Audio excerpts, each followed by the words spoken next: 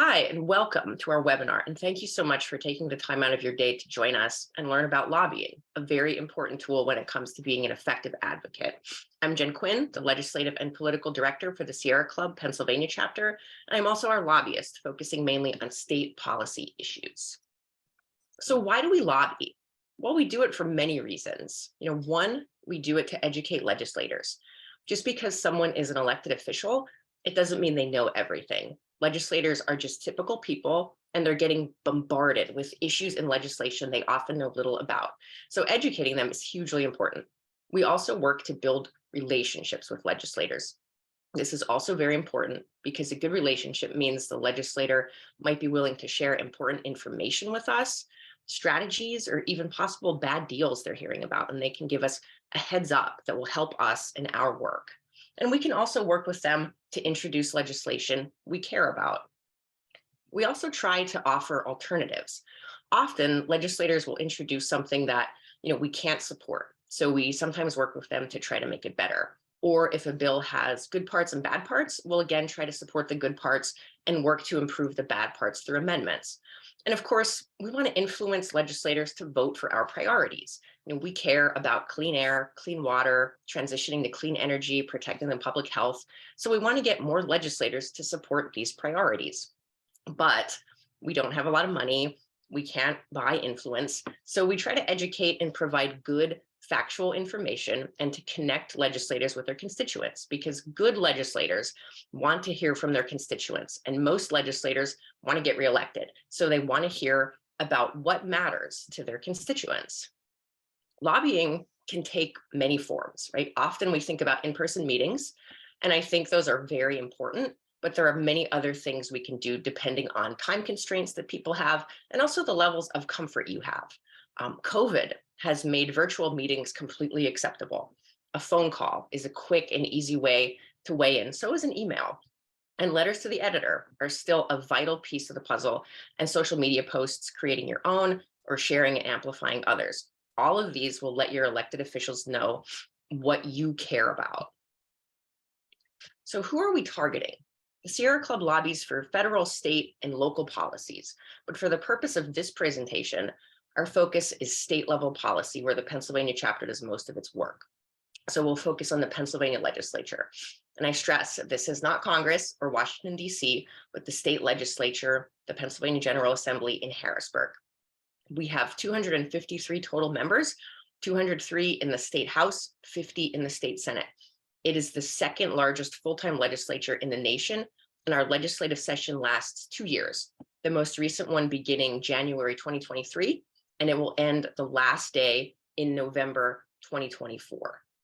Now, I include this because I think this is just a helpful illustration that clearly and easily shows the breakdown of control for the governor's office in the top, and then both chambers of the legislature listed below from 1992 to 2002.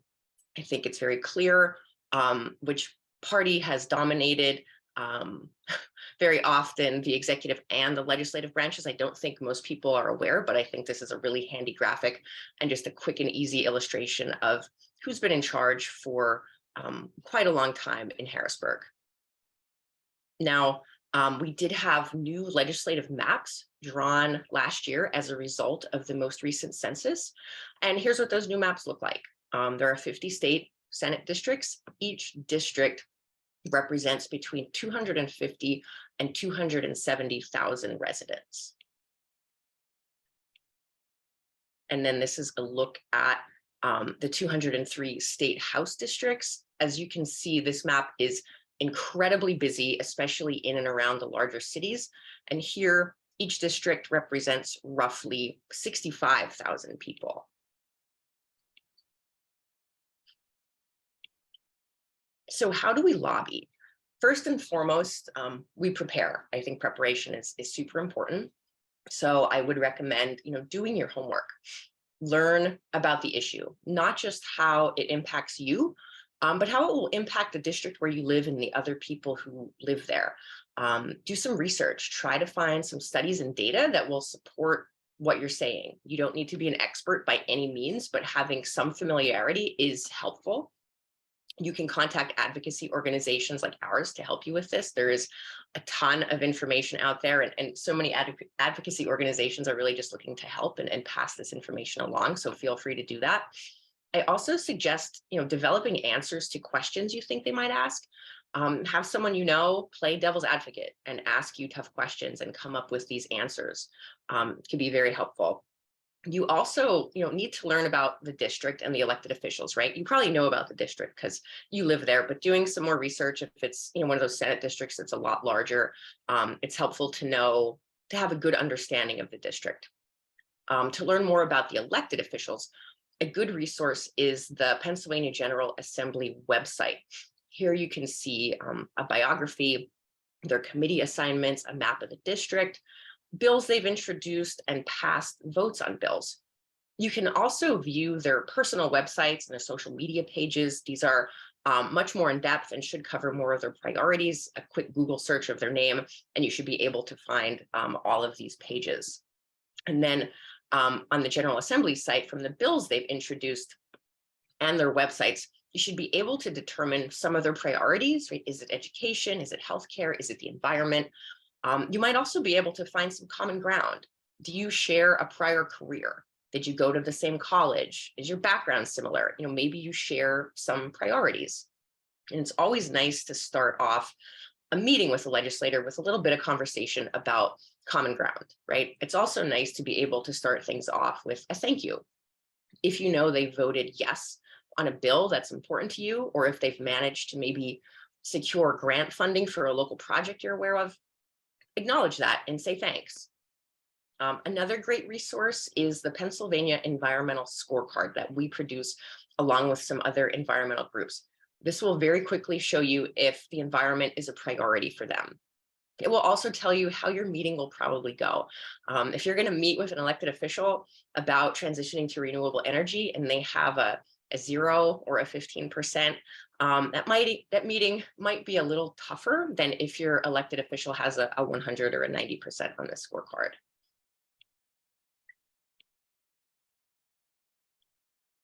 So the next step is determining, how will you lobby? An in-person meeting is probably the most effective because they know you're taking time out of your day to go to their office to discuss this issue, but we know that might not be possible given people's schedules.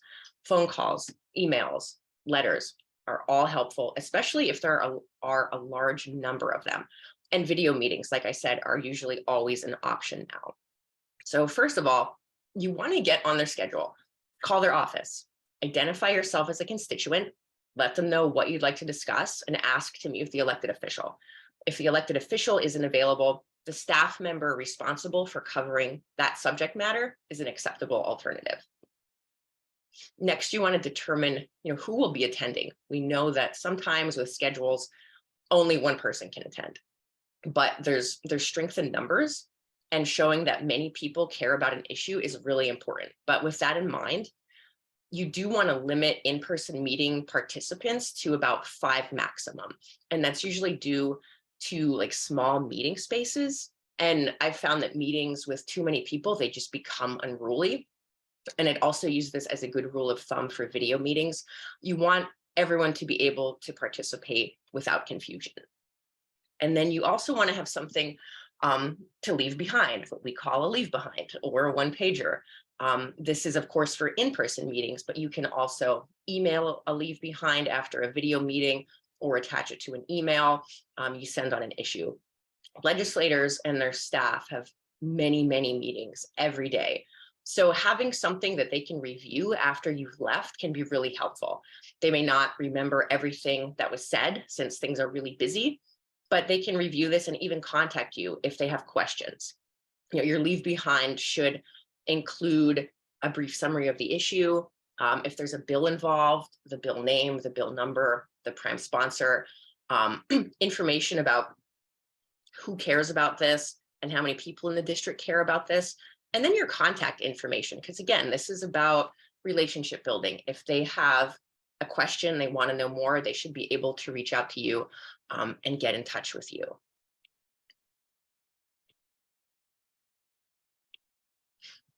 So once you've done some prep work, you want to determine your ask. right? What are you asking for? What is the purpose of the meeting? Asking someone to support a bill or oppose a bill is fine, but what if the bill never comes up for a vote? So there are other things you can also ask for. You can ask them to co-sponsor a bill. For those of you not familiar with co-sponsorship, when a legislator is going to introduce a bill, they'll circulate a memo briefly explaining the bill to their colleagues, asking them to co-sponsor it by signing on to show their support. You can also ask them to speak to their leadership about a bill. Something else you need to do before your meeting is practice your pitch, right? Know what you're going to say before the meeting. And if you have other folks in the meeting with you, you know who is going to say what. Keep things high level initially. You should be able to say everything you need to say in just a few minutes. The details, whether it's nuance of the issue or personal stories, they can be addressed later in the conversation if there's time or interest from the legislator. But initially, you want to be able to grab their attention by letting them know you're a constituent and letting them know what you want. And we can help with developing your pitch. We usually have loads of information on a variety of issues. And we can also help with talking points for an email or a phone call or a letter to the editor. It's also very important to be on time. This should go without saying, but I'm reinforcing this: be on time. And if your meeting with a legislator is in their capital office in Harrisburg, you actually don't want to be early. These offices are very busy. They're usually very small and crowded. So ideally, you wait outside in the hallway if you arrive early and go into the office right on time. Now, if you're in the district office, they're usually bigger spaces, slower paced, and it's okay to be a few minutes early to these meetings. So we've done our prep work, right? We have our leave behind, we've practiced what we're going to say, and we're on time. So, how will the meeting go? A lot of how the meeting will go depends on who your legislator is. I'm not saying this to discourage anyone, but sometimes you can prepare and be polite and have data to support your position and still not really get too far with this legislator. And that's just part of lobbying, but it's still important to go there and let them know they have constituents that disagree with them and want to support better policies. So if your legislator is good, right, they know the issues, they support what we want. So in this situation, it's easy to ask them to co-sponsor a bill if they haven't already, or to talk with leadership. It should be an easy meeting, very conversational, and you'll usually have time to discuss a variety of things. If your legislator is kind of like a middle of the road, or what we call gettable on some issues, this means they might really support one issue. Like former Senator Scavello was like this. He really supported solar energy, but didn't really support any other environmental issues. These legislators usually want to learn about certain issues. They might support our issues depending on the priorities of their district. So there's a chance you might get them to support certain things, but there's also a chance you might not. And then if you're unfortunate enough to have not a very good legislator, expect them to oppose our priorities. They might be somewhat rude or dismissive, and all of the data and facts and figures you can show them really isn't going to sway them. And unfortunately, that's just the way it is. So the actual meeting. First of all, don't forget to introduce yourself. Sometimes, a lot of things are happening. There's a lot of people. You might get nervous. Don't forget to introduce yourself and identify yourself as a constituent. Constituents have a lot of heft in an office, more than I do as a Sierra Club employee. It's much easier for them to dismiss me than it is you, because I don't vote for them. Again, say thank you, right? If you can, for a co-sponsorship or a good vote. It's always helpful, and it sets a nice tone for the meeting. And if you can't thank your legislator for a good vote, say thank you for taking the time to meet with me. And if you found, common interest, common ground in your research for the meeting, mention it, but be sure to keep it brief. Let them know why you're there, right? I'd like to discuss House Bill 11 or Senate Bill 619, which changes the definition of pollution in the Clean Streams Law. Keep it short, concise, accurate. Keep in mind also, a meeting in the Capitol given how busy things are, you might only have 5 or 10 minutes of their time before they say, oh, I'm sorry, there's a vote I have to go to. There's a meeting has been called, I have to leave, because just schedules are very busy. In the district office, meetings are usually longer, a lot calmer. They're anywhere from 15 to 30 minutes, depending on how busy and how talkative the legislator is, but it's still important to be concise, stay on topic, and be respectful of their time.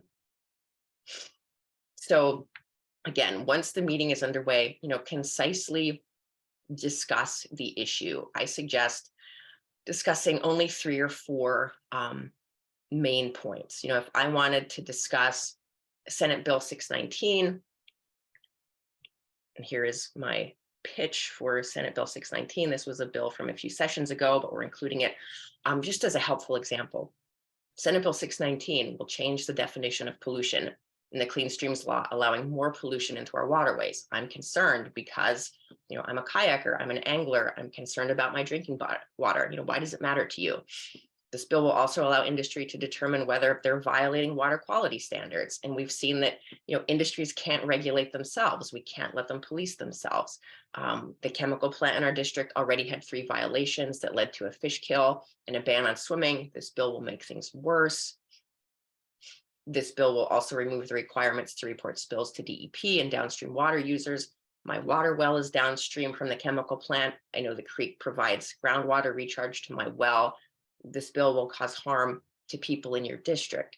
So in just a few sentences, I covered the main points of the bill, right? It changes the definition of pollution. It allows the industry to police itself. It removes the requirement to report spills. And I mentioned why I'm concerned, right? It's my water well. That's why I care, and how this will impact the district. And this is really all you need to do. This is lobbying. And if you have, data on costs or health impacts or jobs, depending on the issue, include that, but it's not necessary. And something also to keep in mind, can you offer alternatives or suggestions? Sometimes a legislator will ask, well, how would you change this? Or what would you do to make it better? What would you suggest instead? So it's important to think about that too when we're preparing, right? It's sometimes they don't want people just saying no to everything. They want solutions. And so number 5 on the slide, ask questions. This should be a conversation and not just you talking at someone. When you say, I want to talk about Senate Bill 619, ask, are you following this bill? Ask their position. Do you support this bill? Do you oppose this bill? If they don't have a position, then ask them, please support this, please oppose this. Or if they do support a bad bill, why do you support this? That information could be useful. Perhaps other legislators who haven't made up their mind yet and are still on the fence, maybe believe some of the same things, and this information can help change their minds. Keep in mind, some offices are more talkative than others and will have a conversation with you. Others will not. Some offices will not reveal their positions to you on a bill, and you have to wait and see how they voted. And that's really frustrating, but it's also just how it is sometimes. And if they ask you a question you don't have an answer to, it's totally okay, but be honest and say, I can't answer that, but I can get you an answer and I'll get back to you. So you can follow up afterwards, email them the information they want, or if it's convenient, you can stop by and drop it off. Because again, this is all about building that relationship with legislators. And then say thank you. This is pretty obvious, but thank them for their time and thank any of their staff too. They're usually very busy. Things tend to be very hectic in the legislature. So I think saying thank you is important. And then again, follow up. If there were questions you couldn't answer, provide those in a follow-up. Also follow up if they didn't have a stance during the meeting, right? If they said they weren't sure how they would vote on this bill, wait a week or 2 and give them a call, send them an email and ask them if they have a stance now.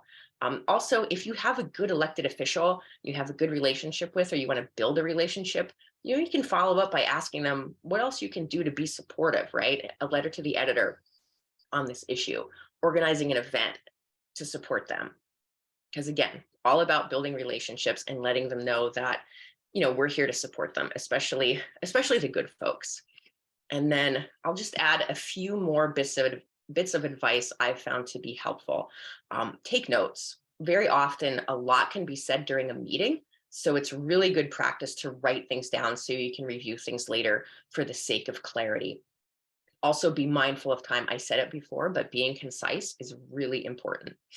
You also want to mention other groups, other supporters, if you can, community leaders or elected officials who support your position. This shows more support, right? It's not just you, it's not just your group. I often do this, especially in more conservative offices. If I can say, Trout Unlimited supports this. One of the groups aligned with hunters and anglers, or the Farm Bureau supports this, a group aligned with agriculture. It's very helpful to show that there's a lot of support there.